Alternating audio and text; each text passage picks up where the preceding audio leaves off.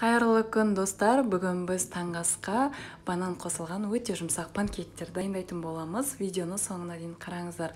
Алдымен блендеріміздің ішіне сұлы, үстінен жұмыртқа, сүт және де банандарымызды салып шығамыз. Енді блендердің көмегімен 1 минут көлемінде барлығын жақсылап езіп алатын боламыз. Мінекей бізде дайын. Осындай масса болып шығады.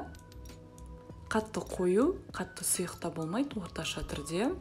Енді біздің табамыздың ішіне май құйып, барлық жеріне осылай жағып шығатын боламыз. Орташа отта біздің панкейктерімізді 1 минут көлемінде пісіріп аламыз.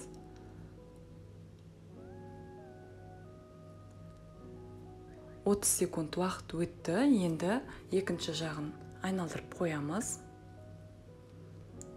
Міндетті түрде қақпағын жауып қойыңыздар. Мінекей біздің панкейктеріміз пісіп шықты.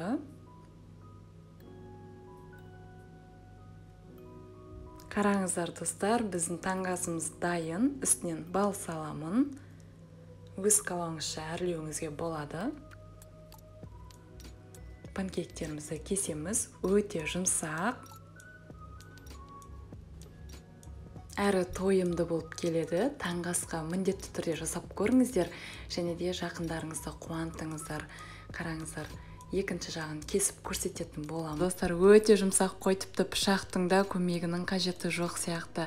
Достар, арнама жазылып, қоңыраушаны басып қойыңыздар. Келесі видеода біз сіздермен өте оңай және де 5 минутта дайын болатын салаттың рецептімен бөлісетін боламын.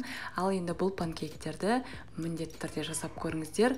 Дәмі сізге өте ұнайтынына сенімдімін.